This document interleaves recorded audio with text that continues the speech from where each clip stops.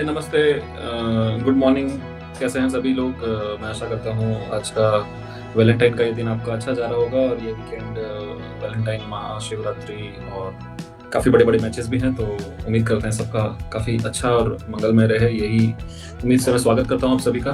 और मेरे साथ जुड़ गए हैं पुनीत। आज स्पेशल एडिशन जहाँ पे हम सिर्फ ग्रेटेस्ट राइवलरी की बात करेंगे। नमस्ते पुनीत, कैसे हैं आप? नमस्ते धवल, मैं अच्छा हूँ। और देखते हैं, ग्रेटेस्ट राइवलरी सब तो बोल रहे हैं, लेकिन हमारे हमारे कैप्टन मानते नहीं है। बट पाकिस्तान ने कुछ चैलेंजेस लेके आए हैं। 3-0 से ऑस्ट्रेलिया को व्हाइट वॉश किया था वर्ल्ड कप से पहले, तो काफी इंटरेस्टिंग रहेगा। तो I will look forward to talking about what is the strength और क्या वीकनेस है और कैसा मैचअप रहेगा। तो धवल, प्लीज आप स्टार्ट। ठीक है, मैं थोड़ा हिस्ट्री से चालू करता हूँ। हम T20 पे फोकस करेंगे। मेरे को पता है ओडीआई का भी रिकॉर्ड काफ़ी अच्छा है, मगर ओडीआई में नहीं जाएंगे। तो T20 में ये दोनों टीम ने 8 बार आमना सामना किया है, जहाँ पे 7-1 से अभी भारत के फेवर में है। वो रेसलमेनिया अगर आप देखते हो तो अंडरटेकर की स्ट्रीक आती थी 21-1, 22-1 ऐसा करके, तो वो जैसी स्ट्रीक है भारत की। एक ही आई थिंक ब्लैक डॉट है जो 2021 में आया था। उसके अलावा most of the matches Bharat ने या तो क्लोज जीते हैं या कन्विंसिंगली जीते हैं। मैं अगर हिस्ट्री की बात करूँ, 2007 में ही 2 बार भिड़ गए थे, जहाँ एक बार सुपर ओवर में बॉल आउट हुआ करता था उस जमाने में, उसमें भारत जीता। और फिर फाइनल में तो क्या ही कहना है, one of the best final जो मेरे को लगता है T20 वर्ल्ड कप का हुआ आफ्टर 2016 में, वही था जहाँ पे भारत ने आखिरी ओवर में पाकिस्तान को हराया था। तो अगर मैं फॉर्म और उस सब पे आऊँगा, बट हिस्ट्री की बात करें तो पहले चालू करते हैं best India Pakistan moment in T20। आपके लिए कोई 2 मोमेंट आप शेयर करना चाहेंगे? मुझे T20 में अगर बात करें तो मुझे तो 2007 का फाइनल ही याद आता है।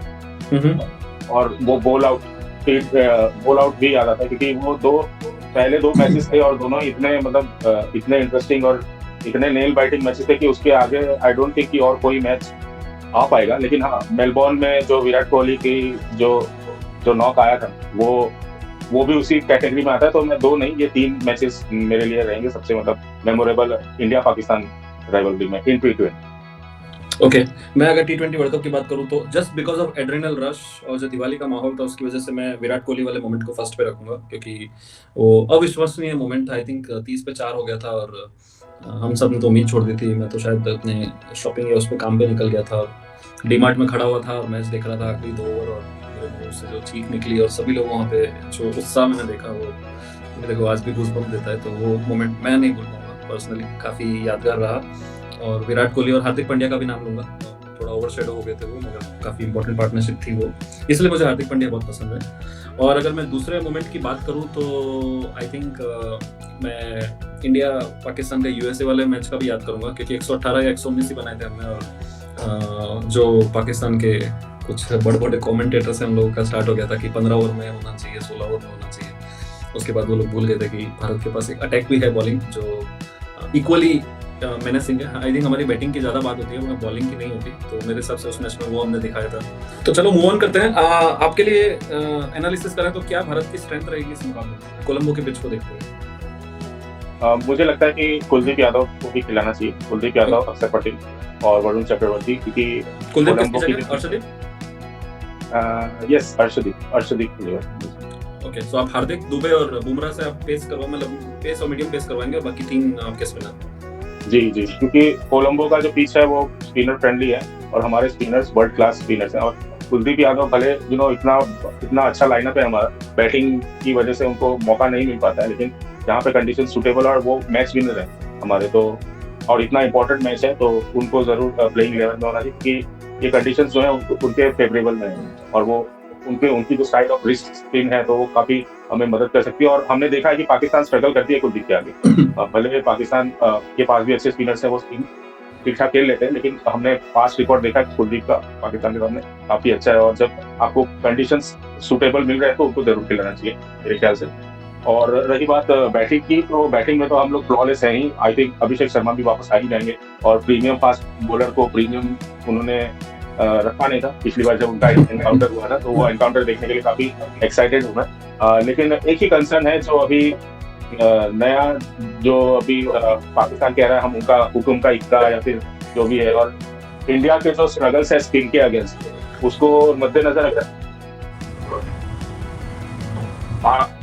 बाकी सारे जो 3 स्पिनर हैं उनको तो इंडिया के बैटर ने फेस कर लिया है, चाहे वो साइम अयूब हो या अबरार अहमद हो या मोहम्मद नवाज हो, उनको तो इंडियन बैटर जानते हैं। लेकिन जो उस्मान तारिक है, उनको इंडियन बैटर पहली बार खेलेंगे। और हम जानते हैं कि जब कोई नया बॉलर आता है तो इंडिया स्टार्टिंग में थोड़ा स्ट्रगल करता है। हमने नामीबिया के अगेंस्ट भी देखा था, केरन एरेस्मस का, कि उनकी जो स्टाइल ऑफ बॉलिंग थी थोड़ा इंडियन बैटर को थोड़ा परेशान किया था। और सुनने में आया कि उस्मान तारिक थोड़ा उससे एक स्टेप आगे हैं। तो ये इंटरेस्टिंग रहेगा कि उसके अगेंस्ट क्या उन्होंने गेम प्लान बनाया और उसको कैसे टैकल करेंगे। जी, कुलदीप से तो मैं सहमत हूँ कि आई थिंक आपके पास स्पिन अटैक पोटेंट होना चाहिए, और शायद कोलंबो के पिच पे अर्शदीप ऑफ कोर्स अच्छे बॉलर हैं, विकेट लेना जानते हैं, मगर शायद आप ना समा पाएं, अदरवाइज आपको फिर दुबे को सैक्रिफाइस करना पड़ेगा। तो कुलदीप से तो मैं सहमत हूँ। आई थिंक मेरा ज़्यादा बड़ा कंसर्न सिर्फ इंडिया का स्पिन प्लेइंग को लेकर है, क्योंकि इंडिया के स्पिनर्स तो वर्ल्ड क्लास हैं, उसमें कोई दो राय नहीं है। वरुण मेरे सबसे बिगेस्ट फैक्टर हो गए कोलंबो पे, तो Varun Chakravarthy would be the one I would watch out. But हाँ, इंडिया कैसे पाकिस्तान के स्पिनर्स को खेलती है, मेरे हिसाब से वहीं पे मैच डिसाइड होगा। और उसके लिए आई थिंक मैं दो एक्स फैक्टर को बोलना चाहूँगा। अपने टॉप ऑर्डर तो है ही, बट हार्दिक पांड्या और शिवम दुबे, आई थिंक ये दो मेरे लिए क्रिटिकल प्लेयर्स हैं, क्योंकि दोनों स्पिन को बहुत अच्छा खेलते हैं और काफ़ी लंबे लंबे छक्के भी मारना जानते हैं स्पिनर्स के खिलाफ। तो मेरे हिसाब से वो दोनों इंपॉर्टेंट रहेंगे। और मैं टेम्परामेंट भी देखना चाहूँगा। हम लोग अभी 250-300 की जो बात करते हैं, कोलंबो में हम दोनों को पता है कि 250 तो दूर है, शायद 200 भी ना बने। तो आप कैसे 170 बनाने की तरफ बढ़ते हैं, वो अप्रोच में देखना चाहूँगा, क्योंकि आप हर मैच में पहले बॉल से नहीं मार सकते। तो आई थिंक वो इंटरेस्टिंग रहेगा मेरे हिसाब से। उसके अलावा अगर स्पिन की हमने बात कर ली, आपको कोई पाकिस्तान की टीम में ऐसा कोई थ्रेट बल्लेबाजी में नजर आता है जो भारत को ट्रबल कर सकता है, या you think we have enough fire power? बल्लेबाजी में तो मुझे ऐसा कोई थ्रेट नहीं दिख रहा। मुझे पाकिस्तान की तरफ से कोई थ्रेट दिख ही नहीं रहा, अनलेस किसी का बहुत अच्छा दिन हो। लेकिन जैसे आपने कहा कि कोलंबो में जो है वो 250-300 की पिच तो मिले ही नहीं, और हमने कल देख ही लिया है, कल या परसों आई डोंट नो, जिम्बाब्वे और ऑस्ट्रेलिया के मैच में कि 160 was also a very good score. तो इंडिया का अप्रोच ऐसा ही रहना चाहिए कि स्टार्टिंग में टाइम ले, कंडीशंस को समझे, और बाद में फिर डिसाइड करें कि भाई ये जो है हम कहाँ तक लेके जा सकते हैं। ऐसा नहीं कि पहली बॉल से ही आप सीधा माइंड में लेके कि भाई मुझे 300 रन बनाना है या 250 रन बनाना है। ऐसा नहीं होना चाहिए, क्योंकि ये बायलैटरल्स है नहीं, और ये वर्ल्ड कप है। तो वर्ल्ड कप में आपको थोड़ा इंटेंट के साथ साथ आपका दिमाग भी चलना चाहिए उसके अंदर। तो आई थिंक ये जो भी है, ये मैनेजमेंट ने पहले से ही प्लेयर्स को बता दिया होगा कि इधर थोड़े कंडीशंस अलग हैं, आप प्लीज कंडीशंस के अकॉर्डिंगली खेलें। ओके, तो मैथमेटिकली आपसे पूछूं तो 80-20 इंडिया या 90-10? आई थिंक 80-20, क्योंकि ये जो 10% जो बढ़ा है, ये just because of Usman Tariq. और और इंडिया का जो हिस्ट्री रहा है नए बॉलर्स के आगे, चाहे वो अजंता मेंडिस हो, रिसेंट टाइम में एजाज पटेल हो, मिचेल स्टैंटनर हो, मतलब जैसन क्रेजा हो, हाँ जैसन क्रेजा हो, तो मतलब इंडिया क्या है कि वो धीरे धीरे अडेप्ट करता है। वो जो फैमिलियर फेसेस हैं, जैसे आप पैट कमिंस की बात ले लें या फिर मिचेल स्टार्क की बात ले लें, उनको वो लोग बहुत अच्छा खेल लेंगे, भले वो वर्ल्ड क्लास बॉलर्स है, क्योंकि वो रेगुलरली खेलते हैं। लेकिन जो नए बॉलर्स आ जाते हैं एकदम न्यू, और इंडिया ने कभी खेला नहीं है उनको, तो उनके सामने मैं पहले से देखता आ रहा हूँ हिस्ट्री, अगर आप देखें तो इंडियन हैव स्ट्रगल। तो मुझे खाली वो 10% उसी का लग रहा है, बाकी तो इंडिया एनी डे आगे जाएगा। ओके, एक लास्ट क्वेश्चन मैं आपको एड के बारे में पूछूंगा। आई थिंक 2015 में मुझे वो मौका वाला कैंपेन बहुत पसंद आया था। वो कब आएगा मौका वाला कैंपेन जो स्टार स्पोर्ट्स चला देता था, फिर उसके बाद ऑफ कोर्स वो जब 21 में हारे तो चला गया। तो इस बार के एड कैंपेन के बारे में आपका क्या कहना है? डू यू थिंक कि ये काफी जस्टिफाइड था या इससे बेहतर हो सकता था? आई थिंक इससे बेटर हो सकता था। तो मतलब मेरे को तो ये क्या है कि ये ब्रॉडकास्टर्स और इन लोगों की वजह से, और जैसे हमने रेवेन्यूज की बात की, वो थोड़ा हाई भी जनरेट करना पड़ता है ताकि ज्यादा लोग आए। नहीं तो अगर आप पर्सनली पूछे तो बहुत सारे लोग ऐसा बोलेंगे कि यार ये तो एक वन साइडेड मैच है, इसमें मतलब ज्यादा कुछ होना, हमको सब at the end of the day कल भी जिम्बाब्वे जीत गए, जबकि हमको पता था कि ऑस्ट्रेलिया जीतने वाली। तो वो कुछ अगर वैसा कुछ हुआ तो ही पाकिस्तान का चांस है, नहीं तो 90% तो इंडिया का ही चांस है। तो ये सब जितने भी है ये ब्रॉडकास्टर्स की वजह से है कि ब्रॉडकास्टर्स कुछ एड कैंपेन बनाए, कुछ हाइप जनरेट करे ताकि लोगों का इंटरेस्ट बने। लेकिन इस बार का जो मौका के तो कहीं आसपास भी नहीं है इस बार जो भी है। मैं तो बहुत डिसअपॉइंटेड हूँ, मेरे को तो लगा ही नहीं कि ये कोई ऐड है। इससे तो बेहतर आई थिंक टेनिस की ऐड देखी थी मैंने जब ऑस्ट्रेलियन ओपन चल रहा था। ओके, तो क्रिकेट का एक मेरा लास्ट क्वेश्चन था, ये तो एक कैंपेन पे था। आपको सिर्फ एक ही इंडिया पाकिस्तान दिख रहा है या एशिया कप की तरह मल्टीपल टाइम्स आप देख रहे हैं? कहना मुश्किल है, क्योंकि पाकिस्तान वेरी अनप्रिडिक्टेबल। आप बात करते हैं, मतलब पाकिस्तानी प्लेयर्स भी, पाकिस्तान की आवाम भी बात करती है कि वो बहुत दिनों से अच्छा नहीं खेल रहे, लेकिन मुझे नहीं लगता कि वो बहुत दिनों से अच्छा नहीं खेल रहे, क्योंकि 2022 का वर्ल्ड कप फाइनल उन्होंने ही खेला था। भले इंडिया के सामने वो हार गए थे, बट फाइनल उन्होंने ही खेला था। और हमें नहीं पता कि कैसे, क्योंकि वो जिम्बाब्वे से भी हारे थे उस वर्ल्ड कप में, इंडिया से भी हारे थे उस वर्ल्ड कप में, लेकिन फिर भी वो फाइनल पहुंच गए थे। तो वो बहुत ही अनप्रिडिक्टेबल टीम है। और बैरिंग इंडियन मैच, अगर बाकी सारे टीम के सामने देखें तो उनका रिकॉर्ड काफी सही है। और वो, जैसे मैंने कहा कि लास्ट वर्ल्ड कप से पहले ऑस्ट्रेलिया को व्हाइट वॉश करके आए हुए हैं, तो ऐसे ही तो व्हाइट वॉश किया नहीं होगा।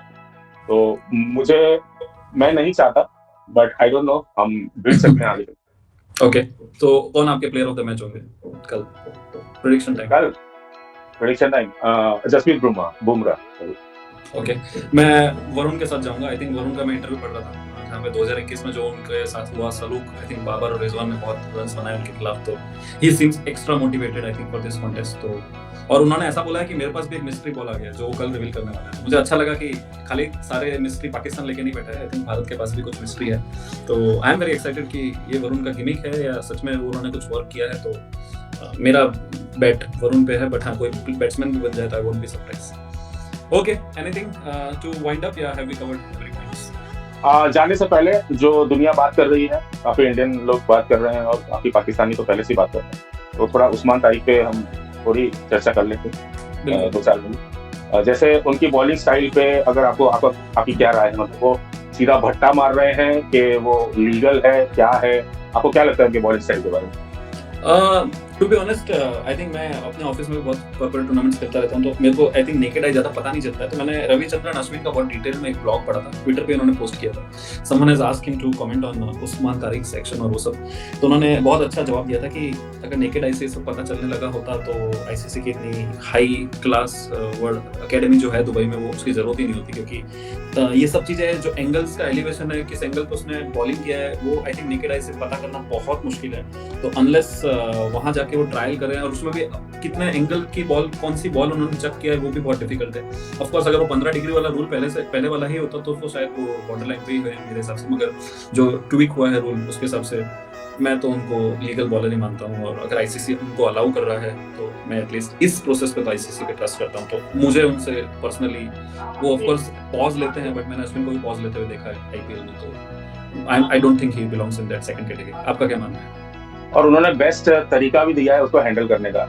अगर बॉलर पॉज मारता है तो आप मूव अवे हो जाए। आप कितनी बार पॉज मारेंगे, बाद में फिर आप सोच लेंगे कि मुझे अगला क्या करना है, क्योंकि अंपायर बहुत प्रेशर देगा। तो वो अश्विन की वो बात जो मैंने सुनी वो काफी अच्छी लगी मुझे, और आई होप के इंडियन प्लेयर्स भी सुनते होंगे या फिर अश्विन पर्सनली उनसे बात करते होंगे। तो ये एक अच्छा टैक्टिस है हैंडल करने का। बाकी जैसे आपने कहा कि बॉलिंग एक्शन लीगल है, आईसीसी ने उसको लीगल ठहराया है और उसमें कोई प्रॉब्लम नहीं है, तो उसमें भाई हम तो एक्सपर्ट है नहीं, तो हम उस पर ऊपर कुछ कमेंट कर सकें। लेकिन बस खाली मुझे आकाश चोपड़ा का एक रिसेंट रील जो उन्होंने बताया, उस पर मुझे थोड़ा लग रहा है वैसा कुछ होगा, क्योंकि आप हर बॉल तो जब आप स्लो डालते हैं, पॉज लेते हैं, स्लो डालते हैं, तो वो सब सही है। लेकिन जब आप 20-25 किलोमीटर की स्पीड जब बढ़ जाती है, हाँ, तो वो वाली जो बॉल है उस पर थोड़ा उस पे पैनी निगाहें देखना पड़ेगा। हाँ, उस पर पैनी निगाहें होनी चाहिए कि भाई अचानक से, क्योंकि फॉलो थ्रू है नहीं, रनअप है नहीं, तो अचानक से इतना स्पीड कैसे इंक्रीज हो जाएगा। तो कुछ बॉल पे अगर 100+ डालते हैं। हाँ 100+ डालते हैं, तो मतलब बिना फॉलो थ्रू, बिना रनिंग के अगर इतना स्पीड अगर अचानक से बढ़ जाता है, तो एक बार उसके बारे में सोचना चाहिए। बाकी हम तो खाली इधर बैठ के बात कर सकते हैं। जो प्लेयर्स हैं उन्होंने आई होप बहुत ही अच्छी प्रैक्टिस की होगी, बहुत ही अच्छा प्लान बनाया होगा उस बॉलर के अगेंस्ट। तो कल जो मैच है देखने में मजा आएगा, और मजा आएगा कि इंडियन बैटिंग कैसे रिस्पॉन्ड करती है इतने बड़े high bowler. I think just to sum up your point, मुझे याद है शाहिद अफरीदी, अगर आपको याद हो तो के बॉल वो 110 पे फेंका करते थे, तो वीरेंद्र सहवाग ने आई थिंक बहुत अच्छा बोला था कि वो शाहिद अफरीदी को एज अ स्पिनर खेलना ही बंद कर दिया। उन्होंने उसको एज अ मीडियम पेसर खेलते थे, और जो एक आध बॉल वो स्पिन कराते थे उसको वो छोड़ देते थे। बाकी वो ये बोलते थे कि मैं उसको एज अ मीडियम पेसर ही ट्रीट करता था। तो उस्मान का भी आई थिंक हमारे एनालिस्ट और वीडियोस ने काफ़ी कुछ डेटा निकाल लिया होगा, तो आई थिंक वो इंपॉर्टेंट डेटा रहेगा कि वो 24 बॉल में से कितनी तेज डालते हैं, कितनी नॉर्मल ऑफ स्पिनर की तरह डालते हैं। तो देखना दिलचस्प होगा, और आई थिंक काफ़ी इंटरेस्टिंग होने वाला है कल का बैटल। जस्ट मैं एक ही अपडेट दे दूं कि मैंने ऐसा सुना है कि शायद there is some forecast for rains, तो बस बारिश अब खलल ना डाले। बहुत सारे विघ्न के बाद अब ये मैच हो रहा है, तो महादेव जी से यही प्रार्थना है महाशिवरात्रि के दिन की कोलंबो में 3 घंटे बारिश ना हो बस। वैसे Sri Lanka and you never know, लेकिन बट वहाँ का इंडिया वो अच्छा पाकिस्तान है, के मैचेस हो जाते हैं। वो वहाँ का वो बहुत अच्छा है, सुपर सॉपर। और श्रीलंका में तो आप जानते हैं पूरा ग्राउंड कवर कर देते हैं, I think one of the best drainage system in the world. तो फिंगर्स क्रॉस्ड, अभी तक एक भी मैच आईसीसी का टूर्नामेंट में कलर हुआ नहीं है, तो लेट्स होप कि इट कंटिन्यूज। और हमारी बेस्ट विशेस टीम इंडिया के साथ एज ऑलवेज है। और कल का match of course group perspective से इतना इंपॉर्टेंट नहीं है, दोनों टीम मोस्टली क्वालिफाई हो जाएंगी, मगर हाँ साख प्रतिष्ठा स्वाभिमान जो भी बोले उसके हिसाब और से इंडिया का रिकॉर्ड इतना अच्छा था कि हम पे ये प्रेशर है कि यार मेंटेन ये ना हार जाए, ये मेंटेन करना है, ये हार ना जाए। और बाकियों का तो पता ही है, अगर एक मैच हम हार जाते हैं तो फिर तो वो तो जब तक अगला हम जीतेंगे नहीं तब तक वो लोग बैंड बजाते रहेंगे। और एक तो और उससे चीज बचना मैं है। बोलूं कि कल भी एक्सपेक्ट करेंगे नो हैंडशेक। हाँ, अब तो इतनी सारी कंट्रोवर्सी हो गई, इतना सब कुछ ड्रामा हो गया, और हैंडशेक कर थोड़ी करेंगे अब। तो चलिए कल भी आई थिंक सलमान आगा की बॉडी लैंग्वेज में देखना चाहूंगा। लास्ट टाइम तो मुझे बहुत नर्वस लगे थे जब खेले थे हमारे सामने, तो समटाइम्स बॉडी लैंग्वेज से अब मैच जीतते हारते हैं। तो टॉस मेरे लिए बहुत इंपॉर्टेंट है, आई थिंक वहाँ पे जब रवि शास्त्री खड़े होंगे दोनों के पास, तो देखने लायक होगा कि क्या माहौल बनता है।